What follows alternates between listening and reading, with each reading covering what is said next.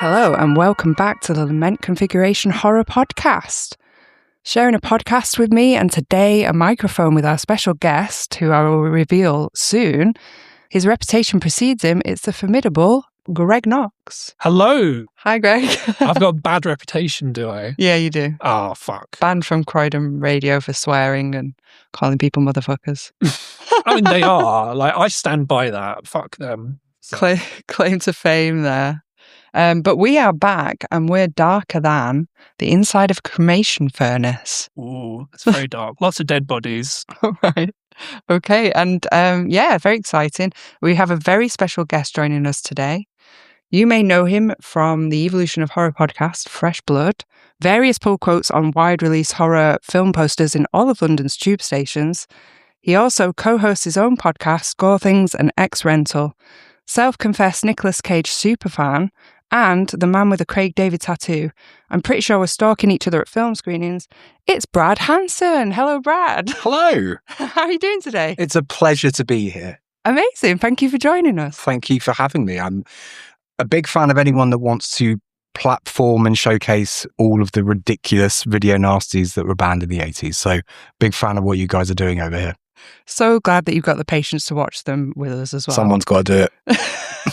So, as you might have guessed, today's films are perhaps not the greatest material, but we've definitely had some fun watching them, and we'll get into discussing that. So, Greg, what have we got today? So, if you're having trouble sleeping tonight, we've got a couple of films that may very well help you get off to sleep. You won't need to take any sleeping pills or anything like that. So yeah, they're not the best films, but we are back talking Section 3 video nasties once again. So these are the films that are not quite bad enough to be totally banned, but you could still have them taken off you, confiscated.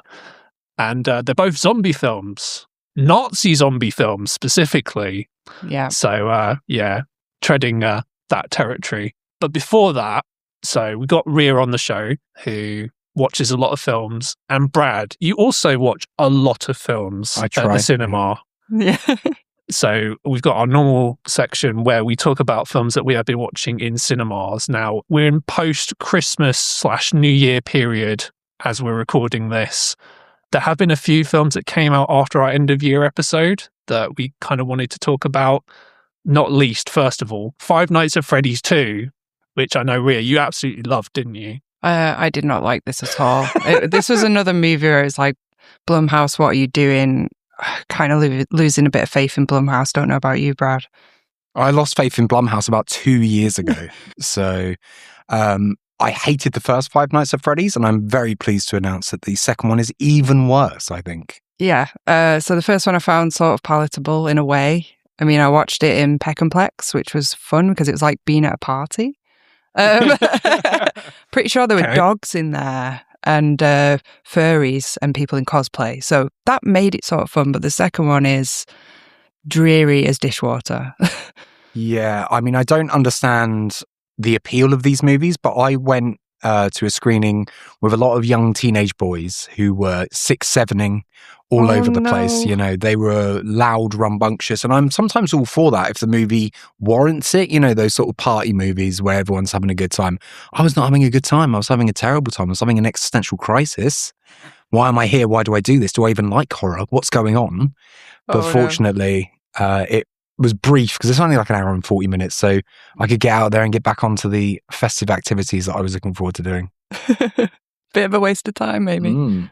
Yeah, I won't be watching that anytime soon. The Silent Night, Deadly Night remake, was that any better?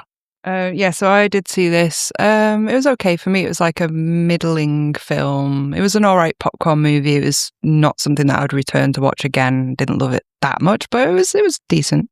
What do you think, Brad?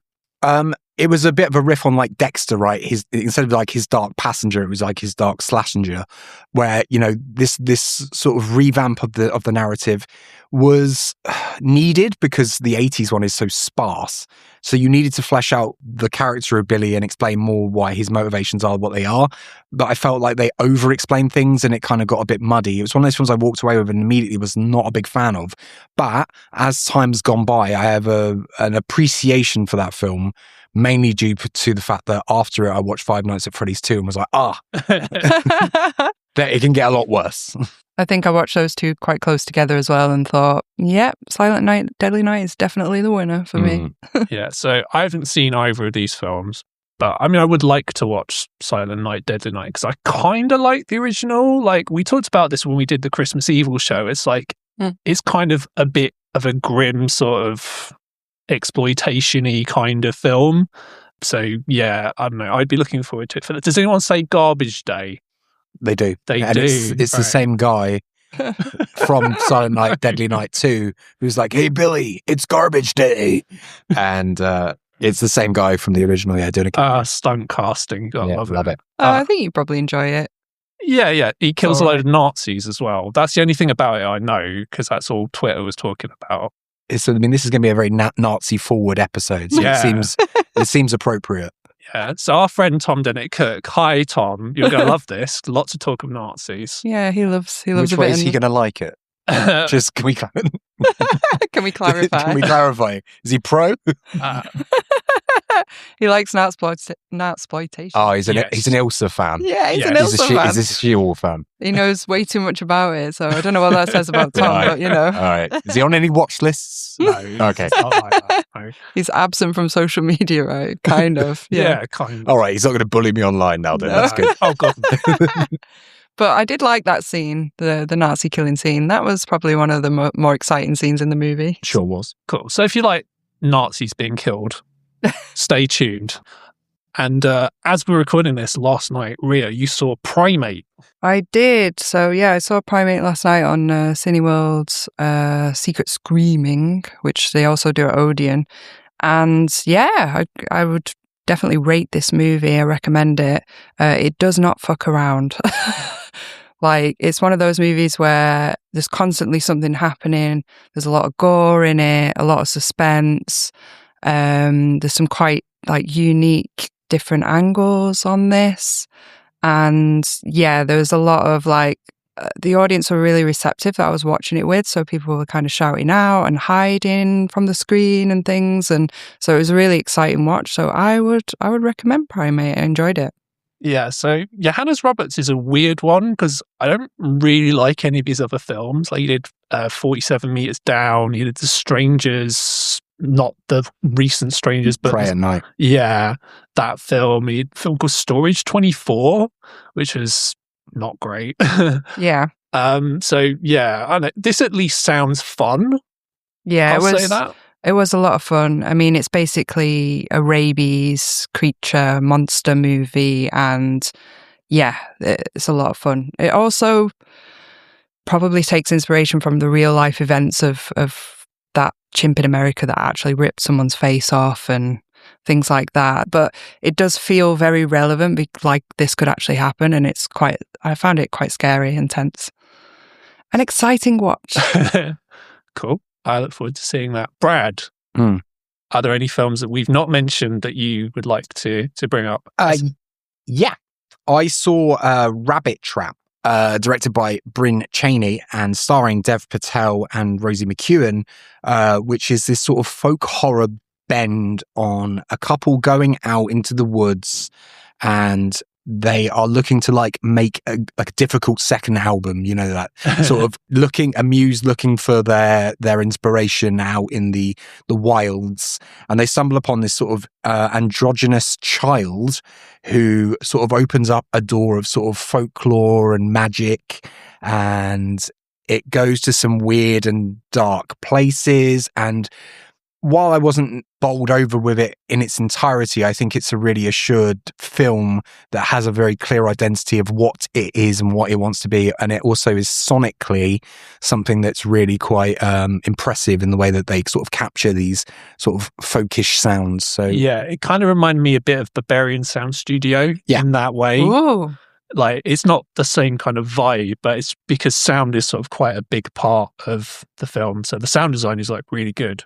That sounds interesting. I haven't seen that one yet, so. Yeah, so there's that one. There were a couple of others as well that you mentioned. Oh, yeah. So I saw on VOD Man Finds Tape, which is directed by Paul Gandersman and Peter S. Hall, in which the brother of a woman sort of uncovers these tapes that suggest that there may be some kind of conspiracy going on in this small town that's sort of deprogrammed and programmed this entire town into sort of falling under some evil master's will. And it works quite well in its sort of like analog motifs in the way that it sort of presents this creepy footage, and some of it's generally quite tense and disturbing, and it hits kind of close to home with obviously what's going on societally with the Epstein files and bits and pieces like that in terms of control and coercion of vulnerable people. It doesn't quite stick the landing, but I thought it to be a quite interesting journey into the dark side of suburbia.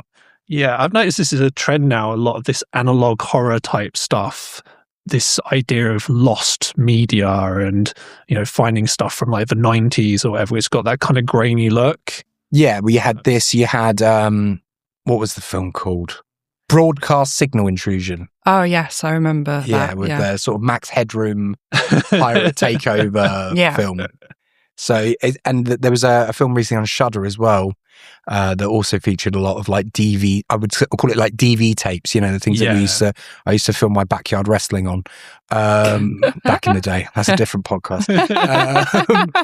But yeah, there's something about lost media because I think one of the things is for the generations that have come after us, it's such a foreign and alien concept. Like the concept of it is so weird to them. They don't even know how a rotary phone works. So the concept of tape being something that can show you video is in itself absurd and surreal to them. This is why I had interns at the office asking me so many questions about physical media and what you used to be able to watch before streaming and how you watched it. So it's like, yeah, you have to go to a shop and buy things and hold them and put them in a machine.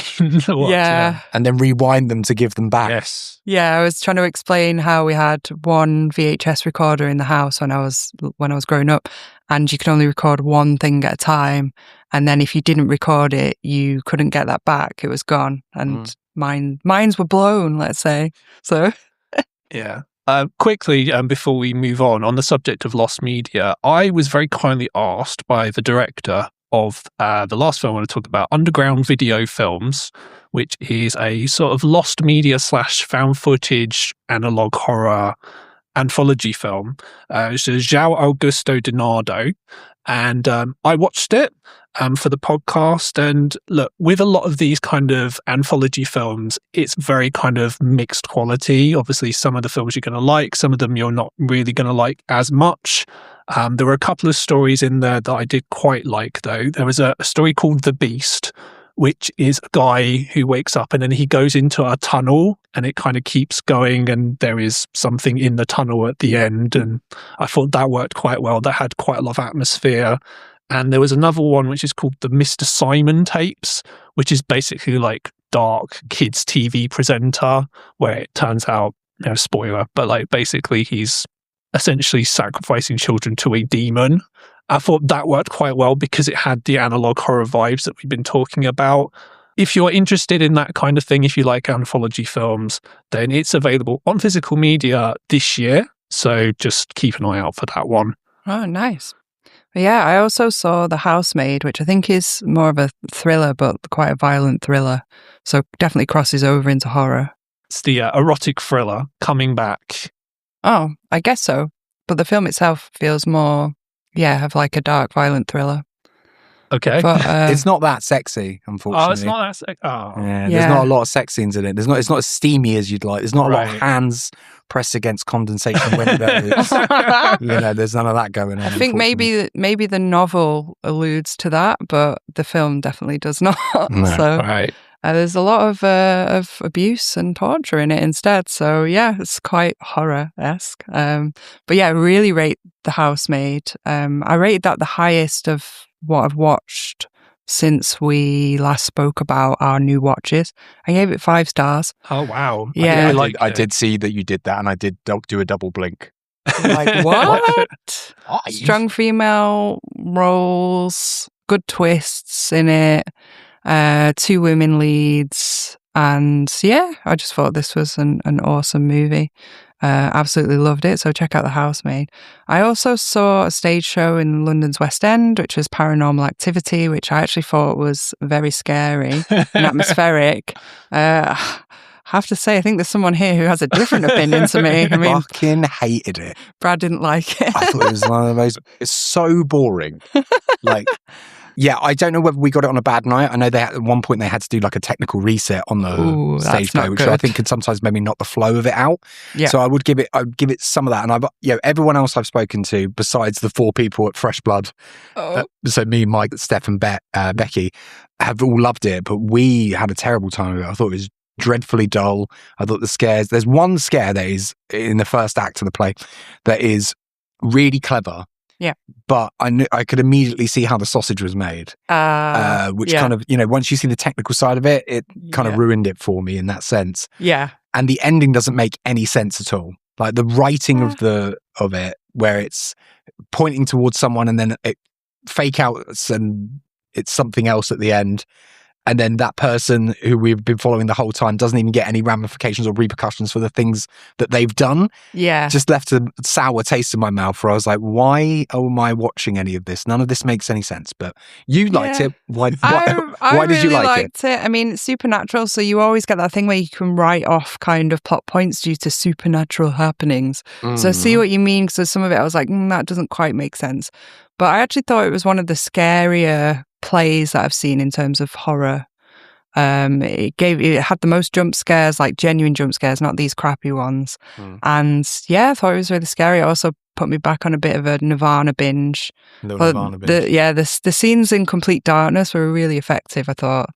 I don't know. I would say I'll go and see it again and maybe give it a second chance, but I don't care. My friend that went with me was so scared he didn't sleep the following night. So yeah.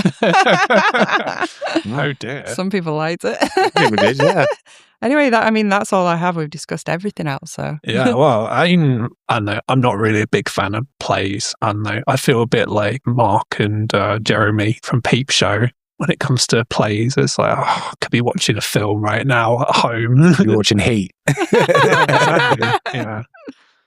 Cool. So, that's been watching. Stay tuned for the continuing adventures in 2026. So, we are here to talk about 2 kind of shit zombie films from the early 80s. There's no getting around it. So the first one of these that we're going to talk about is called Zombie Lake, which has a 3.1 score on IMDb. Now, this film was originally meant to be directed by Jess Franco, but he pulled out because of budgetary reasons. He wanted a higher budget, but they said no. And then he's like, well, fine. So he'd already written the film, and he ended up being replaced by Jean Rollin, who we've not talked about on the podcast before. Rhea, have you seen any Jean Rollin films before? I have not, but I do have the synopsis. So, okay. Zombie Lake. So, in a small village somewhere in France, German soldiers killed and thrown into the lake by the resistance during World War II come back. Who would have thunk it? Well, yeah. So Jean Rollin is not happy with this film. He kind of wants it to be expunged from his filmography. And I kind of see why. If you've never seen any of his films, this is sort of representative, but not really. Because his films, it's people who kind of seem to have been hypnotized. They're very still. They don't really react to stuff. Yeah. But normally they're a lot more atmospheric. So his better films are films like The Iron Rose and The Grapes of Death and Fascination and films like that. Whereas this is a Nazi zombie film, basically. So yeah, it's not great. I mean, these 2 movies that we're going to discuss have an awful lot in common. They're very similar in a lot of ways. They do. They have a very similar plot, as we will discuss. The MVP of Zombie Lake for me is a family of swans who are on this lake. I swear all the lake scenes must have been filmed in the same day, because in the background of all these shots are just swans. I've actually noted that down, that these swans are really unaffected by everything that's going on. They're just bothered by gliding past. Just these men with green face paint on coming out of the lake. Well, the MVP for me as well is all the 80s bush again, which we discussed on the last episode. There's not much trimming or shaving going on down there. It was 1981. It's a different era, you know. It was either that or you have to wear a merkin, you know, if you were. Yeah. I don't think these actresses would have been paid enough, to be honest, for the amount of close-ups there were underneath in the water of the JJ. So, yeah. Well, I was watching with my partner and she went, "You actually see lip in this?" Yeah! I was like, whoa.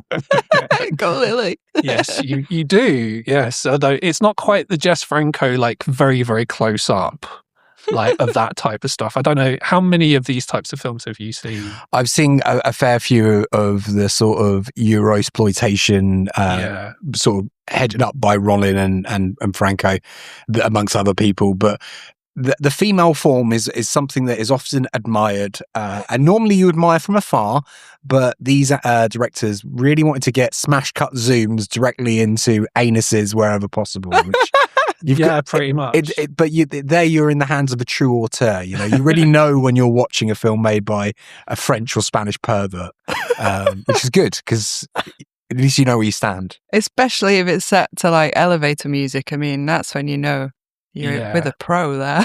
Yeah. And the one thing I'd say about, well, both of these films really, but definitely this one is like the locations are nice.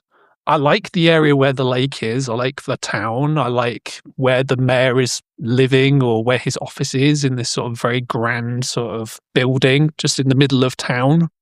Yeah. They've got that typical trope of the female reporter, the news reporter. The most annoying female reporter, unprofessional female reporter. Yeah. Who talks over everyone constantly. Yeah.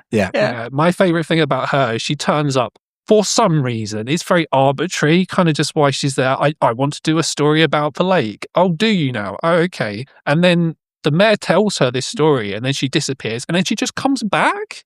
To die. Where have you been? What's going on? Also love how the mayor seems to be kind of like who everyone sort of goes to whenever they've got a problem. So it's like in this town, do people, if their plumbing isn't working properly, just, the mayor will sort it out for me. He might be the landlord of all the. Yeah, that's why he's the mayor. He's come into a considerable fortune and set up some weird town where everyone has to do what he says, like ignore the lake. There's nothing going on in the lake. I assure you, the beaches will remain open. There is no shark. The thing that for me was this water that they're coming out of. I don't know if you've seen recently those clips of young boys jumping into old fetid swimming pools and ended up with brain-eating parasites. Yes. Yeah. My concern when it comes to murky water is always that something is going to climb up my ear hole or my dick hole and ruin my life. Like the time I once decided to go swimming in a lake in Greece and came out covered in leeches. Oh, no. Not the best. Not the best. Were you feeling under the weather? Because they could have sucked out your ailments, perhaps. Maybe. Yeah. And then it was 1981. They didn't care about these things. Like, fuck health and safety. They're just like, just go in or whatever. It will be fine. Did anybody else notice how that taxidermy owl that was in the mayor's office was just like getting a lot of screen time? It's like they fucking love that prop. They're like, just have the owl at the front because it looks very regal and posh. Oh, yeah. See, it's just the production design is just so random in these films because it's like, we're here. What do we like? Okay, let's just throw any old shit in there. Just, to make it look interesting. And the paintings and stuff like that as well. That's another thing. Yeah, there was also a really convenient van of volleyball team girls. Okay, so that was my favourite bit of the movie because it was just so absurd. Did you watch this with the English dubbing or with subtitles? Subtitles. What about you? English dubbing. Okay. So I watched it with subtitles as well. So in the subtitles, they say it's a basketball team, which it's clearly not. It's clearly a volleyball team. So they play volleyball, but I think it does say basket on the side of the van. So it does say there's basket. conflicting reports as to what their sport is. But I do like that in all good sports teams, when you immediately turn up into a random town in the middle of nowhere, the first thing you decide to do is all get naked. Yeah. And play fight in the water. Yeah. I think when I used to be with my under-12 football team, we did the same thing. And there'd be, the men in the bushes with the binoculars, but that's fine. It's something for my therapist to deal with. But yeah, I liked that any available opportunity, every woman in this film was more than willing to expose their entire female form to the world, which is, we don't get that these days. No. These days. Wonder why that is. I don't know. That was my favourite part of the film because it's so ridiculous. And the music is so bad. While that scene was going on. It's a bit Carry On camping. Oh, so is. Yeah, really is. There's a lot of frolicking in the hay as well. Yes, there's a lot of that as well. Really a lot of frolicking. But also very quick pregnancy gestations. Yeah. Very quick. Like surprisingly. Yeah. People get pregnant very quickly and have the kids. Yeah. It's like, had sex, right, pregnant, immediately had the kid, died. Yeah, everybody died in childbirth and like... It was the 80s. Yeah. Exactly, yeah. And they weren't really that sad about it either. They're like, oh, well, she's gone, Yeah, oh, well, life goes on. Celery. Got the baby. I mean, one of the questions I wanted to ask you is, why are they coming out the lake? What is, What's the law behind this? What's the catalyst that now, of all times, is it because Helene has become of age? That they've risen, and they've followed Dad's suit and coming out? Because there's no reason for them to come out. Sometimes you're mining and you disturb a rock and it releases them from their chasm and they've come out. But this one, they just kind of just crop up. And I was wondering if either of you had any ideas why they came out. I thought it was because he was coming out to see his daughter, but she's been alive for years. Why not? Yeah, there was no... Was there always like a Nazi zombie issue and they just haven't done anything about it for years until then? This is just one instance of this happening, and it happens yearly, but we're only seeing this one. Yeah, maybe. Sure. And it's not even that the reporter came along and disturbed things, because she doesn't do a lot, does she? So it's just good for background colour to understand, because obviously the plot is that this town killed all these Nazis in World War II at some point, and then threw them in the lake. And I'm guessing the reason why they're green now is because they're like algae hued. I guess. Yeah, maybe. Sure. It did make me laugh how they were struggling to keep the makeup on because they're obviously wet and they're coming out of the lake and the makeup's coming off. I think it's amazing that in the first scene when the zombie does come out and then comes into town, he's immediately bone dry. So I didn't know whether that was one of their superpowers. The ability to dry clothes very quickly. Yeah, I love that woman carrying her wet clothes in a wheelbarrow. Mm. Oh yeah. It's just like, okay. So random. Yeah. I don't know. They do sort of mention, or the mayor rather mentions that, people have been thrown into this lake since like the Middle Ages or whatever because they were accused of witchcraft or something like that. I don't know. With these films, I do kind of like it in a way though that they don't really over-explain stuff, because that's one of the issues I have with horror films today is like, because of people like us who will go, why is this happening? Why is that happening? So they kind of feel the need to give an explanation when a lot of the time it'd be better just to say, I don't know, just spooky shit happened. Whatever. I do long for the days of no muss, no fuss. Like getting in 5 minutes in and we're into the movie and this is how this happens.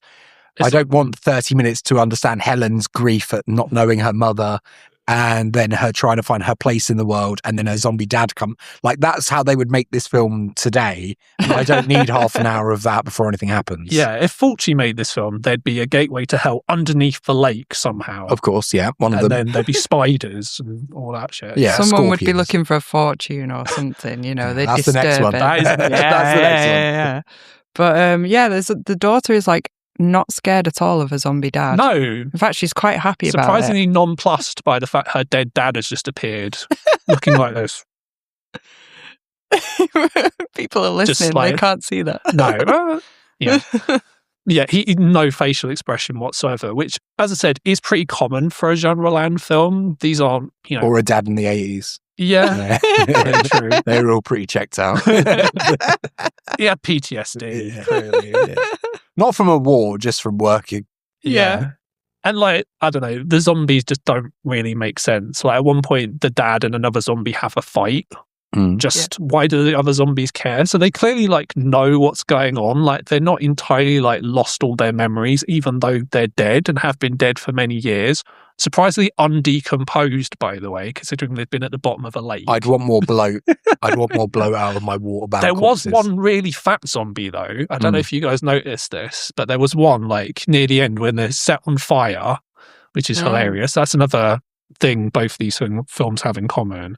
But one guy had a particularly huge gut that was like literally like right at the front of like the forefront of the frame. You can't really miss it. So good to see. Did you like the detectives that Yeah. came to town who were called Spitz and Moran? Yeah. But I was hoping they were going to be called Spitz and Swallows. Yeah. Ridiculous names.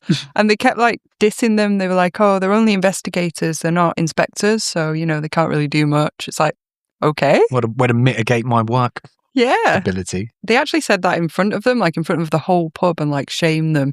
So I'm not sure how much motivation there was for them to do a good job there, but I love how all the townspeople are just in this pub, like constantly. My favourite was there was a guy who just had a gun with him in the pub, like just this double barrel shotgun, and he's just got it, and he's just sat down having a beer with his gun just there.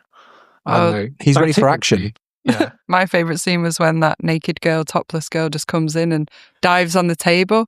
And then if you just kind of look to the right of frame, there's a girl there that's really, she's trying hard not to laugh. Yeah. She's like laughing. And like all the guys are really serious and everything. And she's like smirking at the side there. So yeah, just like totally normal to run topless into a pub full of guys. Yeah. There's quite a lot of pipe puffing as well.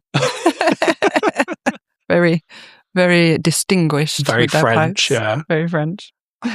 Yeah. I mean, all right. I didn't really like this film. I don't think this film is very good. It's quite slow. And like I said, unfortunately, compared to like Roland's other films, it doesn't really have atmosphere. Nice locations aside, it's just very silly and difficult to take seriously at all. Like the film starts and yeah, you've got, you know, this naked girl just sunbathing by some random lake. And then, yeah, you've got the shots underneath her. You can see everything, basically. And then, yeah, you got the woman with the wheelbarrow. And then, yeah, you get this random backstory for about 15 minutes of this Nazi soldier. You know, I don't know. It's all very kind of like... It's very slow. It's just very slow. It's not very thought through, like, at all.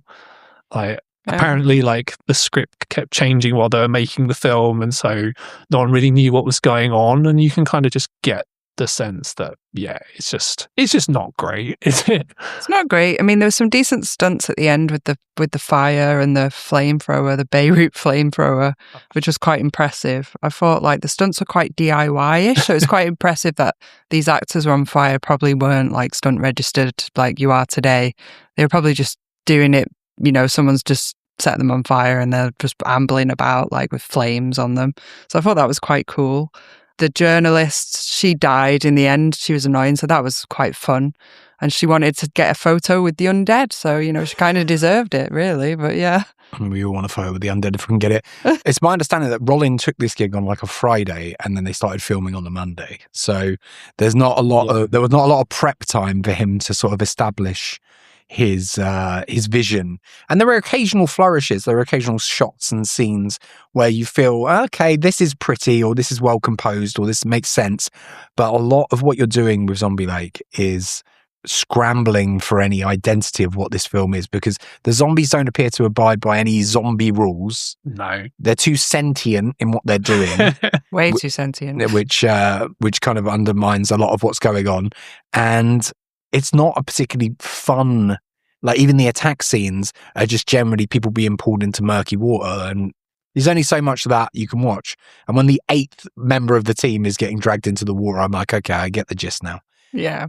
There was one scene where it was at the beginning where someone's getting their neck nibbled and there's like no wound at all. There's no wound. Yeah. So that's the wheelbarrow woman. It's a bit off-putting. It's like, okay, so you've just slobbered a bit of fake blood onto a neck, really, and that's it. So yeah. This is a film where people get shot and there are no like bullet wounds, there are no squibs, nothing like that. It's just bang, bang, bang. Oh, I've been shot.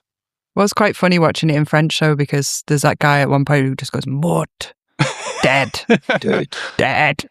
There's some really good sort of English bits, English language bits. There's a bit where they carry the poor wheelbarrow woman with her pants on display for all to see. Oh, yeah. And they drag her down, and then one of the gentlemen kindly covers her dignity. Yeah. And it turns out to be her dad. No. And he goes, I know how you feel about your poor daughter. And he goes, yeah, I know.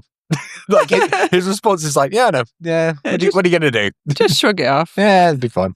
Yeah. Not the best quote from a film in this episode, by the way, as we will get to. But yeah, one other thing that I thought was quite amusing was when the reporter was talking to the mayor, they had this conversation about the name of the lake. Like, oh, yeah. I don't know, he was very, very specific about, well, it's not the Lake of the Living Dead, it's the Lake of the Dead. Or it was something to that effect. It's the Lake of the Damned. He says you could call it the Damned Lake of the Damned. Yeah. Use the same descriptor twice. Yeah. First of all, he's like, well, it's not Lake of the Living Dead, it's Lake of the Damned. And then he's like, yeah, it's the Damned Lake of the Damned. So very specific. She should have then responded with, damn. Oh, damn. Damn. Damn. Yeah. Did you do a body count for this one? Well, I tried. I certainly tried. There was a lot of people at one point, left, right, and centre. And I think it ends up being like 56. And I did have to look it up because it was really hard to do this. You counting all the war scenes as well, where everyone got blown up in that. Yeah. It's just too difficult. So yeah, 56, I would estimate. And when we talk about the next one, that was equally as difficult to place how many people. So I'm going to say it's probably equal on both, really, but we'll discuss that in the next one. Yeah. So not a very interesting film. The last thing I'll say on this is the little girl getting a lot of flack on the internet for her acting. Oh. But I thought she was generally fine. She wasn't terrible. I've seen way worse. She's just doing the Jean Roland performance, which is just very flat, not a lot of emotion, apart from when she has to cry. They had a fake tear running down her face, which is quite funny. And there's a scene where she's in her room and she's got her face covered, where it's like she's clearly not crying at all. They've clearly dubbed this in. I mean, it was a low budget movie in the 80s. What do you expect, really? Who's going after this poor young girl? Is it on IMDb? Because they're meaner over there, I think. Oh, yeah. I saw this on the description on Wikipedia as well, where it's like there was criticism of the acting of the little girl. Her name's Anushka. Like in the opening credits, her name's just Anushka. She doesn't even have a surname. At least she's like Cher or maybe. Who knows? But yeah, I don't know. If you want to watch a Jean Roland film, there are much better. If you want to watch Nazi zombie films, there are much better. I mean, have you seen Shockwaves? Mm-hmm. This film is basically the same film as Shockwaves. It just doesn't have Peter Cushing in it. Mm. So yeah. So yeah, not a great one. If you want to watch this now, you can do so on streaming on Amazon and Apple TV in the UK. And if you're in America, on Hoopla and Plex. And if you want to buy it, it is available from Redemption Films, which is a kind of sub-label of Kino Lorber, and that's region all. But I really wouldn't bother with this one. I don't think it's that great. Nazi Blu-ray you'll want to pick up. Yeah. Love a good pun. And speaking of Nazi zombies, we've got more Nazi zombies in our next film, which is Oasis of the Zombies, or several alternative titles, which are Oasis of the Dead, Grave of the Living Dead, Treasure of the Living Dead, and my favourite, Blood-Sucking Nazi Zombies. Oh, awesome. I should have kept that one. Yeah, and this one is actually directed by Jess Franco, although it's under the pseudonym A.M. Frank, whatever that means. Came out in 1982, and yeah. I've got the synopsis here. An expedition searching for treasure supposedly buried by the German army in the African desert during World War II comes up against an army of Nazi zombies guarding the fortune. And you're a Jess Franco fan, aren't you, Greg? I mean, kind of. I mean, we talked about Jess Franco previously. We had a whole episode dedicated to Video Nasties, directed by Jess Franco before the hiatus. And I love Bloody Moon. Bloody Moon is an amazing film. Women Behind Bars, I didn't really like. You were more of a fan of that one. Yeah, I liked that one. And then Devil Hunter, which was just absolutely terrible. And somehow this film is even worse than Devil Hunter. Yep. I mean, if you go by IMDb, it's got a 2.8 out of 10 rating, which is very apropos, I think. Yeah, this is 1 year later than the previous one that we've discussed, and more zombies coming out of other places, just a different way. So out of sand instead of water, right? Yeah. And the only kind of sort of interesting thing about this film is, again, it's the location because it's in the desert. You don't really get zombie films set in a desert, and you do have kind of hands coming out of the sand, which is kind of interesting. But other than that, I really don't like this film. This film is so boring. It's so terrible. I put it off for years because I'd heard it was really bad. And yeah, I'm just like, oh, it was just I just found it a chore to get through. I'm just not going to lie. It's so bad. I mean, we're completists here on the Lament Configuration Horror Podcast, so we're watching them. So maybe you don't have to. You can just listen to the quick review if you don't want to watch it. Yeah. I would say that there is some, once again, like Zombie Lake, there is some really pretty shots in this film. There is some when the zombies are coming out at night and you're at like this sort of twilight dusk dunes with the silhouettes of them sort of marauding over the sandbanks. I think some of those shots there are really beautiful, but it does feel a lot like you are watching the same film as Zombie Lake. Like you've moved from a lake to a sand trap, basically. It's just another orifice for these people to come out of, these zombies to come out of. This, once again, has like two versions of the film, right? So I'm interested to see which version we all saw, because there's a French version and a Spanish version, and they actually have different cast members in them. Oh. So I'm interested to see which versions. I saw it in French. I saw it in French. Okay. Yeah. So there are two people, the evil guy at the beginning who stabs the pen, and the lady who's in the vehicle with him. They're different actors in the Spanish version. Yeah, I did think, because I was like, Jess Franco's Spanish and this is a French film, and then I was like, oh, they're both French Nazi zombie films. How weird. Okay. Yeah. It is this company Eurocine again, I guess. Yeah. Disappointing that there were no Gallagher brothers in this, considering it's Oasis, because I didn't manage to get tickets for the gig last year, so I was kind of looking forward to that, but did not happen. I think they were about 3 when this came out, so it would have been weird if they were in it. Although we do start with what looks like twins, with the 2 girls in the Suzuki Jeep. Oh yeah, they've been traveling for 15 hours. And then we spend about 15 hours on an egregious long shot on their butts. Yeah, as they walk along and look at Nazi paraphernalia. Yeah. I thought that was a nice intro. I was like, oh, that's a bum. And then I was like, we're still looking at bum. And swastikas. Bum and swastikas. But like that butt shot, I felt like 15 hours. Like it didn't seem to end. I wondered if they were going to finish the shot by actually going up one of their colons. Maybe. I think if he had the technology, he would have. Zoom. So much zoom. There's so much zooming in this, yeah. But I mean, this is a Jess Franco film, so that wouldn't surprise me if he did that. I'm sure he wanted to. Yeah. Just didn't have the colonoscopy camera to hand at that day. Lots of nudity again. I also really loved the London in the 80s shots. I mean, it seemed quite irrelevant. It was just sort of a way to get to his son. And he was called Robert Blabbert, which was just a hilarious name. Robbie Blabby. Yeah. Robbie Blabby. And his son was also called Robert Blabbert. Junior. Like, Junior. It's like, it was nice to see. It was nice to see the Parliament Bridge without the chestnut sellers and the men trying to scam me for a card game. Yeah. So it was nice to see that the bridge in its original format. Now it's hell on earth to walk across that particular bridge. Yeah, I don't know if either of you've done it recently, but quite empty there. Don't recommend it. It's the 28 years later bridge.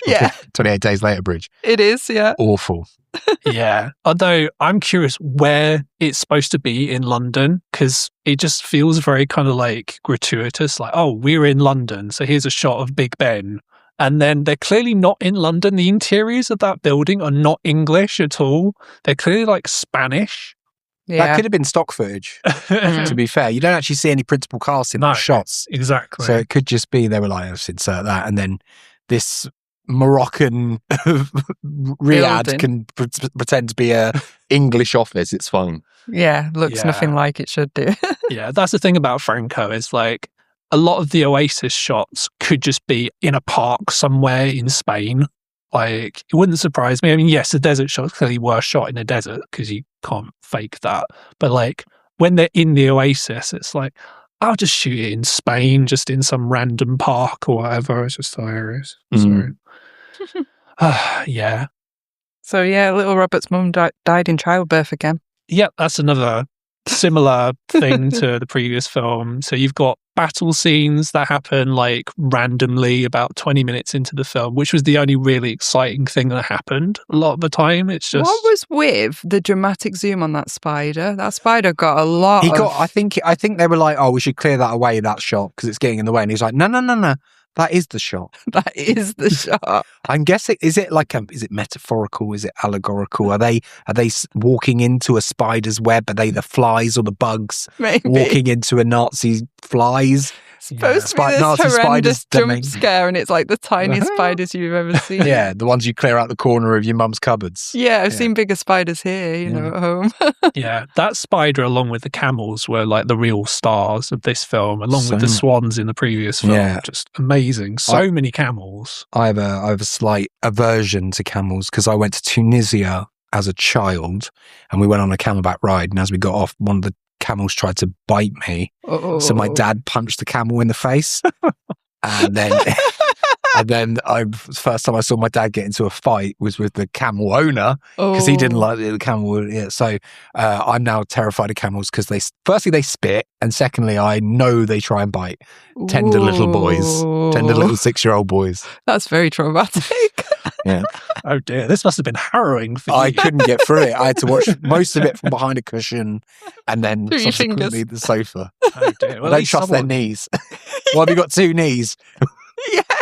At least someone would have been scared by this film. Yeah, there we go. So you were either really terrified or really thrilled that there was that taxidermy one with no eyes then. Yeah. The poor thing. That was probably the one my dad punched, to be fair. Knocked his eyes out. Yeah. And speaking of people with no eyes, the zombies in this film, absolutely hilarious. Oh. So in Devil Hunter, we had our one kind of zombie with the big ping pong ball eyes. Yeah. And there's a second zombie in this who, I don't know how they did this. This must be ping pong balls for eyes again, but like his eyes are just so wide and big. It's just, I don't know, just to the point it looks ridiculous. I understand. My understanding is they used a lot of animal skin over the top of the zombie, so they must have stunk. But in order to get the necrotic flesh, they used butcher shop animal skins. So I would say that the zombie design is better in this film than it is in Zombie Lake. Yeah. Rather than green face paint regular men. Yeah. With the occasional eye injury. But these guys, some of the guys' eye holes look like someone's just put like a pencil through a piece of tissue paper, and then they've just glued it to their faces.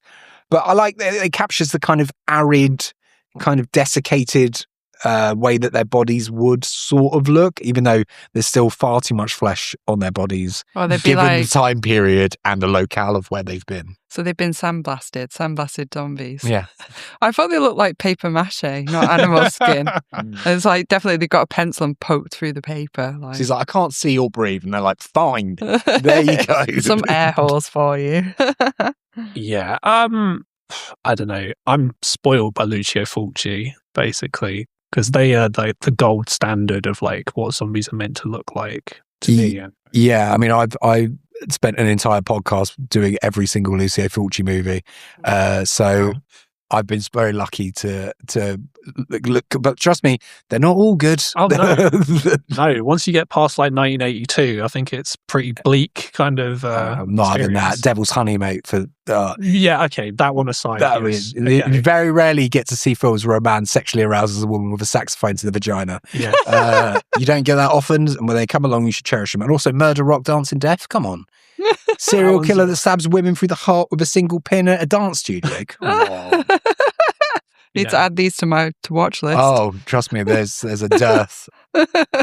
Well, I wish that happened in this film. Yes. That would have made it infinitely superior. Yeah, definitely the part with the saxophone as well. Like, yeah, just, I don't know, it's not great. I mean, look, I hate this film very much. I just find it incredibly boring. Like, there are long sections of this film where literally like barely anything happens. Mm-hmm. It's mostly like after the flashback where his son and his friends, who are given names, but they are not given any characteristics whatsoever. Like, there's a girl who's with them who I don't even know if she even has any lines in this film. I really struggled to note down who had died because of this, so tried to note it down. Just like girl, guy. Is girl, a problem. Guy. Yeah. Yeah. So, yeah. And like one of his friends is called Ahmed, and one of his friends is called Roger, I think, who's the guy who gets off with Erica again, just randomly. Yeah. And it was quite impressive that there was a real Fez in this. I liked that. As opposed to not a real Fez. I don't know. Can you tell the difference? How can you like crowbar a Fez into this plot? It's just like, just want to get someone randomly to buy one from a marketplace and just wear it. Novelty sake. I think it's the Moroccan thing, isn't it? I think it was either that or Tommy Cooper was making a cameo, and I don't think they can afford him on the budget. It definitely wasn't Tommy Cooper. No. No. So you mentioned the body count in the last film was hard to do. I mean, this one, like, how did you do like the war scenes in this? Because literally it's just people just shooting at each other for about 5 minutes indiscriminately. Impossible. There must be like under 10 deaths by zombies. And then probably in the war scenes there's probably around 40 to 50. So let's call it 60. I'm rounding it up. I tried to research it online to see if anybody else had tried to do this, and it was barren. No one hates themselves that much to try and do that. It was barren. There was nothing to be found. Usually there's like some kind of Wikipedia list or something to reference. Even if it's wrong, I would look at it and check it. But yeah, I think they're probably about equal for both films, just as much, but some of it is the war scene. So yeah. And you can tell that this was written by Jess Franco as well, and the previous film was, because the story is literally the same. You've got random like women just being killed in the first 5 minutes. And then you've got a flashback, and then you've got a woman dying in childbirth. But I suppose what you don't have in Zombie Lake, which you do have in Oasis of the Zombies, is Nazi gold, which you never see, by the way. Oh, they never find it. Never find it. Never find it. It's just still there now. So we should go. Yeah, we should go. You get a cheap Ryanair flight, get out there. Yeah. I feel like I would do quite well against these zombies. I mean, I think all three of us, due to our immense zombie movie training, would know how to avoid them. For example, Rhea, if you could keep your clothes on, that would probably help you by about 90%. If you can walk faster than a meander, I think you'll be all right. I'll probably still die though. no, my luck. Yeah, especially against the skeleton zombie, which looked so bad. That was my favourite one, though. It was like a skeleton head on a stick with like a fake eye. That is basically what it was, yeah. I loved it. Oh, I don't know. It just looked very bad. I liked it that they were prepared with Molotov cocktails like they did made on campus, because that's what you do when you're at college, apparently. Well, if you're like that kind of student, then yes, you would be throwing Molotov cocktails at the police and things of that nature. It was in the air. It was the early 80s. Yeah. So. But I think the things that go for it are that it's a zombie movie set in a locale that is often, as you said at the beginning of the intro to this film, you don't see a lot of desert zombies. So it's fun for a while to spend time in a different locale with these sort of monsters. Now, that obviously is reliant on there actually being a narrative. And I would say that arguably there is more of a narrative in this film than there is in Zombie Lake, which is sort of this weird zombie dad from behind the grave wanting to see his daughter, but we don't know why and how. And this one at least has, there's like a betrayal at the beginning, and then there's the son trying to revenge the father's death, and there's the Nazi treasure hunt. There are plot points here that you can at least latch onto. They're just delivered in very blasé ways. Yeah, it's because it's like the two sets of people that are competing for the same treasure. So there's a little bit of tension there. It's like wacky races. Yeah, but in the desert with some fake zombies. Yeah. And then quite a sort of moralistic, reflective ending there. Oh, I mainly found myself. So he wasn't bothered about the 6 million gold. But at least he knows who he is now. Yes. He's found himself. It's eat, pray, love. Yeah. But with zombies. Yeah. Just go to Naples and have a nice pizza, mate. It's much better. The Middle Eastern music was like, correct though for this. I thought you've got to throw a bit of Middle Eastern music in there. You can't not do it. I thought there was some pretty positive like Muslim representation in this. We get to see the call to prayer. You know, all those sort of scenes are quite beautifully shot. And it was, normally in the 80s that would be sort of sneered upon, but I think it's represented in at least a respectful way, which is rare. Yeah, sure. I mean, one thing I would say in positive for this and Zombie Lake as well is like at least the colours are there. There's colour in the films. Like, you got green, a lot of green, and yellow in the previous film. And in this, obviously, there's a lot of yellow because of the sand and the interiors of the locations and stuff like that. It's not totally desaturated like you would get in films now. So I guess the locale, because of, you have to remember the sort of the time it was made, a lot of, Western audiences wouldn't have ever been to a place like this. So for them, it's almost like a travel guide. Like no one's ever really explored Morocco. I'm sure there have been Moroccan films and films set in Morocco before, but not a dearth. Not like, we can hop on a plane and be in Morocco in 3 hours now. It's, almost like a tourist advert for people to sort of live vicariously through these spelunkers, trying to, but understanding like a different culture and world that at that point in 1982 was quite foreign to 90% of the viewing people. Yeah, this is why like Mondo films did really well, like in the 60s, because like you said, people just didn't travel abroad, so you could bring out something and go, look at these crazy foreigners. Look what they do, isn't it weird? Yeah. Isn't it weird and wrong? And like no one would be there to contradict it. So they just go, yeah, guess this must be true. This must be real. Yeah. Or like Faces of Death or whatever, similar thing. Yeah, the exploitation things where they would show cults and tribes in Africa performing their perfectly normal rituals to them, but it being exploited and said, look how weird they all are. So really in those sort of senses, Mondo films and Faces of Death are really one of the sort of leading factors for xenophobia and racism. So that's cool. Yep, exploiting cultures. Which is a fun place to leave this review on, I would say. So eat, pray, love. You didn't find the goal, but you found yourself. And that's all that matters really, isn't it? Yeah. Now, though I am not a fan of the film, if you do want to watch it, you can again find it on Amazon and Apple TV here in the UK. And in America, you can find it on Canopy and Plex. And once again, if you want to own this on Blu-ray, why would you? But if you do, again, it's available from Redemption Films, which is, again, part of Kino Lorber, regional. I think they do a lot of Jean Rollin and they do Jess Franco type films. So, yeah, that's how you would do that. And so we've reached the end of the show. Can you believe it? It's gone so quickly because we've been having so much fun talking about these bad zombie films. Incidentally, like Nazi zombie films, if you do want to watch an actually good Nazi zombie film, Shockwaves is okay. Do you prefer Dead Snow or Dead Snow 2? I'm an OG Dead Snow guy. Okay. Same. I like Dead Snow. Okay, I slightly prefer the second one. The first one is okay. But there's one called Outpost as well, which I think was all right. Yes. Yeah. Or was it Nazis at the Center of the Earth? Oh. Which I don't know if they're zombies, but they are Nazis and they're at the center of the earth. So there is best place for them. Definitely. Yeah. So me and Rhea want to thank Brad very much for coming on the show. Thank you so much. Thank you for having me, guys. No worries. We'll have to do this again at some point. We also want to know where we can find you, what you'll be up to this year. What do you want to plug? How can we find you on social media? Sure.